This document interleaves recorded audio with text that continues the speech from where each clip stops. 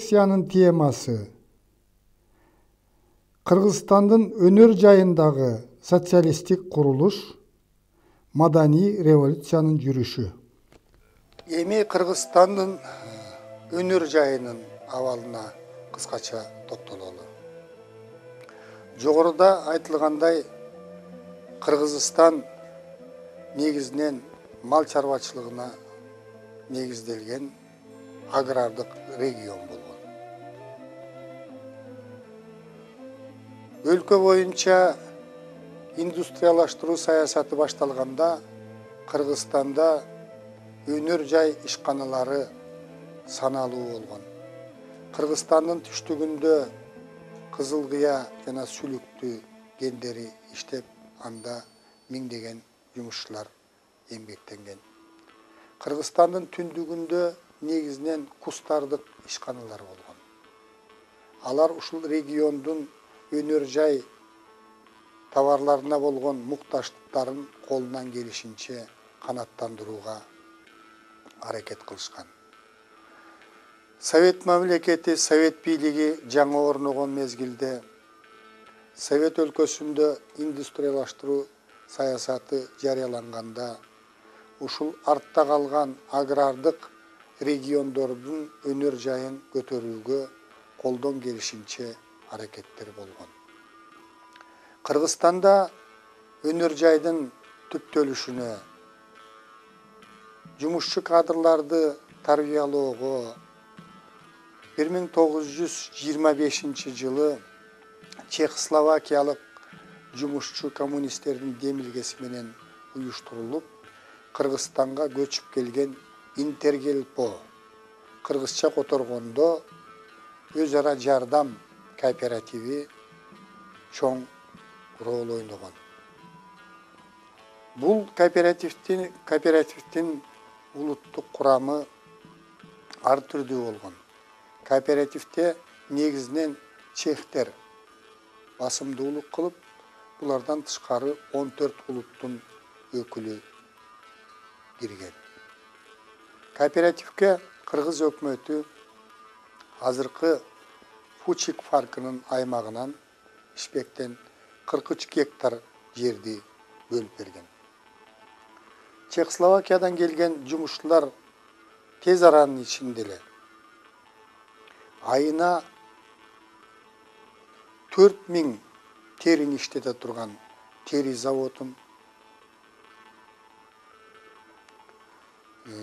сукно завод фабрикасын, кирпич заводун, ошондой эле тактай заводун, электр энергиясын иштеп чыгуучу станцияны куруп ишке киришкен. Бул кооперативдин ишинин натыйжасында Кыргызстандагы өнөр жайдын өнүгүшүнө негизги түрткү боло турган иштер жүргүзүлө баштаган. Кыргызстандагы өнөр жайдын өнүгүшүнө биз жогоруда кеп кылган жаңы экономикалык саясаттагы түрткү болгон. Кыргызстанда негизинен бул кустардык ишканалар көп болгон. 1926 жылы Кыргызстанда 5000ден ашык кустардык майда ишканалар катталган. Жаңы экономикалык саясаттын шарты боюнча өзү чыгарган товарларды эркин сатууга мүмкүндүк алышкан. Ушуга байланыштуу ушул кустардык ишканалардын өнүгүшү, алардын саны Кыргызстанда жылдап айлап көбөйө баштаган. Бирок мындай майда ишканалардын чыгарган продукциясы эл чарбасын анчалык деңгээлде көтөрө алган эмес.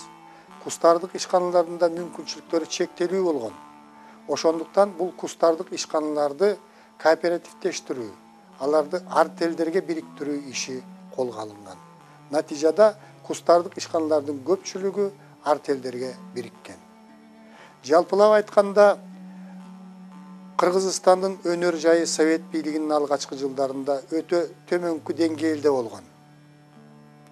Мына төмөндөгү bir цифрага көңүлүңүздөрдү бургум келет. Кыргызстандын дүң продукциясында 1926 жылы өнөр жайдын үлүшү 2,3 гана процент түшкөн.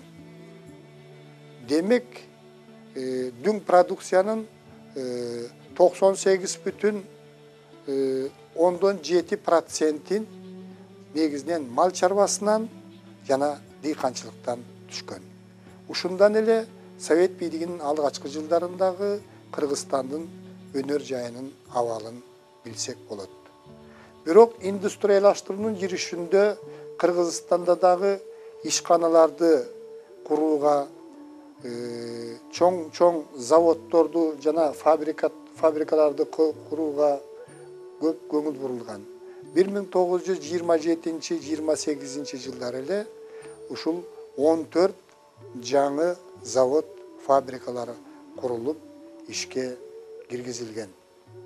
Аларда жумушчулардын саны да өскөн. Ошол жылдары Кыргызстанда 16.000 жумушчу эмгектенген, бирок ошолордун 4.000 гана кыргыздар болгон. Кыргыздар негизинен ошол завод менен фабрикаларда негизинен көмөкчү иштерди аткаргандыгын билебиз. Биринчи 5 жылдыктын мезгилинде Кыргызстандын өнөр жайын өнүктүрүүгө Совет өкмөтү тарабынан чоң көңүл бурулган. Биринчи 5 жылдыкта ушул Кыргызстанды агрардык индустриалдуу республикага айландырууга чоң көңүл бурулган. Натыйжада Кыргызстанда жаңыдан 41 жаңы ишкана курулган. Мисалы Фрунзедеги металл иштетүүчү механикалык завод курулган, эт комбинаты курулган, Кайыңдыда кан заводу курулган, Кара сууда механикалык ремонт заводу курулган. Ошондой эле жасаган ушундай аракеттердин натыйжасында 1932 жылы Кыргызстандын эл чарбасынын дүң продукциясында өнөр жайдын көлөмү 23,5%ке көтөрүлгөн. Демек, Совет бийлигинин аракеттеринин натыйжасында, Кыргызстандагы эмгекчилердин аракетинин натыйжасында Кыргызстандын өнөр жайы дагы көтөрүлө баштаган. Кыргызстандын өнөр жайын өнүктүрүүгө экинчи 5 жылдыктын мезгилинде, согуш алдындагы 3-5 жылдыктын мезгилинде дагы өзгөчө көңүл бурулган. Натыйжада Кыргызстандагы таш көмүр кенин казуу колго алынып, таш көмүр кен чыгара баштаган. Ушул таш көмүрдөгү кен чыгаргандан кийин ушул Кыргызстан Орто Азияны отун менен камсыз кылган республика катарында бааланып калган. Кыргызстанда ошону менен катар эле жеңил өнөр жайы дагы бир кыйла өнүккөн. 3-5 жылдыктын мезгилинде Кыргызстанда 40 жаңы өнөр жай ишканасы ишке киргизилген. Натыйжада 1940 жылы Кыргызстандын өнөр жайынын үлүшү эл чарбасынын дүң продукциясынын дүң жыйымында 50,13% көрсөткөн. Демек, согуш алдында 26 жылда өнөр жайдын үлүшү 2,13% түссө, 1940 жылы өнөр жайдын эл чарбасынын дүң жыйымындагы үлүшү 50,13%ке көтөрүлгөн. Кыргызстанда оор өнөр жайы өнүккөн согуштун алдында, түстүү металл өндүрүү өнүккөн, машина куруу өнөр жайы өнүккөн, курулуш материалдарын чыгаруу өнөр жайы жолго коюлган, электр энергиясын иштеп чыгуу боюнча дагы Кыргызстанда алгылыктуу иштер аткарылган. Демек, советтик индустриялаштыруу саясатынын натыйжасында ушул агрардык регионго көңүл буруу менен Кыргызстандын өнөр жайы дагы социалисттик нукта улам жаңы бийиктиктерге көтөрүлүп, Кыргызстан агрардык индустриалдуу өлкөгө айланган. Эми социалисттик курулуштун маанилүү багыты болгон маданият тармагындагы иштерге кайрылалы. Совет өкмөтү бийликке келгенден кийин эле бул тармакта ишти жакшыртуу үчүн Madani революциясы аттуу программаны кабыл алган. Бул программанын эң негизги максаты Совет өлкөсүндөгү элдин билим деңгээлин, социалисттик аң сезимин көтөрүү болгон. Элдин социалисттик аң сезимин көтөрүү үчүн, социалисттик идеологияны бекем орнотуу үчүн биринчи кезекте элдин билим деңгээлин көтөрүү керек эле. Жалпы эле Россияда, анын чет жакасындагы советтик республикаларда элдин билим деңгээли төмөн болгон. Кыргызстанда негизинен жалпы сабатсыздык үстөмдүк кылган. 1918 жылы Кыргызстанда бар болгону 130 мектеп иштеген, алардын дагы теңинен көбү совет бийлиги орногондон кийин курулган. Бирок бул мектептерде сабак бере турган мугалимдердин саны, ошондой эле окуучуларга сабак өтө турган окуу куралдары, окуу китептери өтө жетишсиз болгон. Алгачкы мезгилде Кыргызстандагы мектептерде балдар окуу китебинин жоктугунан казак тилинде, татар тилинде, өзбек тилинде окууга аргасыз болушкан. 1924 жылы Ишеналы Арабаев эң алгачкылардан болуп кыргыз алифбесин түзүп Ташкенттен чыгарып келген. Ошол эле жылы 12 аталыштагы окуу китептери басмадан чыгып, элге окуучулардын колуна тийген. Алардын ичинде Касым Тыныстановдун тил илимине, тил сабагына арналган китеби бар эле. Алгачкы мугалимдер элдин өзгөчө жаштардын, балдардын сабатсыздыгын жоюу үчүн болгон мүмкүнчүлүктөрүн жумшашкан. Өзлөрүнүн билим деңгээли анчалык жогору болбосо дагы, ушул жаштарга билим берүүгө, алардын көзүн ачууга болгон аракеттерди жасашкан. Алгачкы мугалимдердин кайратман эмгеги Чыңгыз Айтматовдун «Биринчи мугалим» аттуу повестинде көркөм чагылдырылган. Кыргызстандагы чоңдор дагы негизинен сабатсыз болгон. Ошондуктан чоңдордун сабатсыздыгын жоюуга дагы өзгөчө көңүл бурулган. Атайы сабатсыздыкты жоюу боюнча мектептер уюштурулуп, алардын саны жылдан жылга өскөн. Сабатсыздыкты жоюу боюнча Кыргызстанда атайы комиссия иштеген.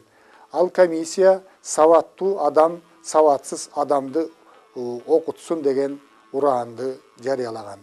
Натыйжада акырындык менен Кыргызстанда элдин сабатсыздыгы жоюла баштаган. 1926 жылы Советтер Союзу боюнча сабаттуулардын жалпы саны калктын жалпы санынын 51% түскөн. Ал эми Кыргызстандагы Совет бийлигинин алгачкы жылдары жүргүзүлгөн аракеттеринин натыйжасында ушул жылы калктын сабатсыздыгы 15%ке көтөрүлгөн.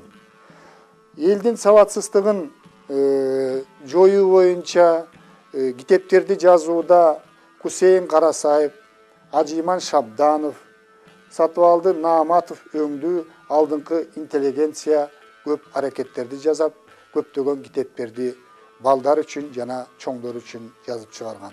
Аракеттердин натыйжасында 1939 жылы 9 жаштан 49 жашка чейинки Кыргызстандагы адамдардын 79% сабаттуу болуп калган. Ал эми шаарларда бул көрсөткүч 85%ке жеткен. Бул Совет бийлигинин алгачкы жылдарындагы ошол Кыргызстандагы билим берүү системасындагы эң чоң жетишкендик, эң чоң революция болгон. 1933 жылы Кыргызстанда биринчи жолу педагогикалык институт ачылган. Ушул эле жылы зооветеринарлык институт иштей баштаган. Демек, педагогикалык институт азыркы Кыргызстандагы улуттук университеттин базасы болгон, ал эми зооветеринарлык институт азыркы мезгилдеги Кыргыз агрардык университеттин базасы болгон. 1938 жылы Кыргызстанда медициналык академия иштей баштаган. Согуштун алдында, тагыраак айтканда 41 жылы Кыргызстандын жаштары 6 жогорку окуу жайынан 34 атайын кесиптик окуу жайлардан билим алышкан. Алгачкы жылдарда Кыргызстанда советтик басма сөздүн калыптанышына жана өнүгүшүнө жакшы шарттар түзүлгөн. 1924 жылы 7 ноябрда Кыргыздардын биринчи туңгуч газетасы Эркин Тоо басылып чыккан. Анда Алы Токомбаевдин Октябрдын келген кези деген өрү жарыяланган. Кыргыз адабиятынын калыптанып өнүгүшүнө Касым Тыныстанов, Касымалы Баялинов, Алы Токомбаев, Мукай Элебаев, Жусуп Турусбеков, Темиркул Үмөталиев, Жоомарт Бөкөнбаев өңдүү алгачкы жазуучулар чоң эмгек сиңирген. Кыргыз адабиятынын өнүгүшүнө, анын ичинен акындык өнөрдүн өнүгүшүнө Токтогул Сатылганов, Барпы Алыкулов, Осмонкул Бөлөбалаев, Калык Акиев өзгөчө чоң эмгек сиңирип салым кошкан. Кыргызстанда совет бийлигинин алгачкы жылдарында эле театралдык искусство дагы өнүгө баштаган. Биринчи жолу 1930 жылы мамлекеттик драма театры, анын алдында эл аспаптар ансамбли уюшулган. 1937 жылы Алтын кыз драмасы коюлган бул театрда. 1938 жылы Ажал ордуна драмасы коюлган. Ал эми 1939 жылы Айчүрөк операсы коюлган. Кыргызстандын маданий турмушундагы эң чоң жаңылыктардын бири бул 1939 жылы жайында Москвада өткөн искусство, Кыргызстандын искусствосунун жана адабиятынын декадасы болгон. Бул декадага Кыргызстандан 550ден ашык искусствонун жана адабияттын өкүлдөрү катышып, ал жерде 14дөн ашык спектакльдерди жана концерттерди москвалыктарга тартуулаган. Кыргызстандык өнөрпоздордун көрсөткөн москвалыктардан 30 000 адам катышкан. Декаданын жыйынтыгында 70ден ашуун искусствонун жана адабияттын ишмерлери СССРдын орден медалдары менен сыйланган. Кыргызстандын 2 театры СССРдын ордендери менен сыйланган. Кыргызстанда мындан тышкары сүрөт искусствосу өнүккөн, анын өнүгүшүнө Чуйков Семен өзгөчө салым кошкон. Ошондой эле музыка искусствосу өнүккөн. Абдылас Малдыбаев жетектеген композиторлор чоң салым кошкон. Ошентип совет бийлигинин алгачкы жылдарында маданий турмушта эң негизги жаңылык калктын сабатсыздыгы жоюлган, жаштардын билим деңгээли көтөрүлгөн, жаштарга жогорку билим берүү, атайын кесиптик билим берүү иши жолго коюлган. Сабатсыздык негизинен согуштун алдында жоюлган. Ошону менен катар эле Кыргызстанда басма иши, театр искусствосу, искусствонун бөлөк тармактары өнүгүп өскөн.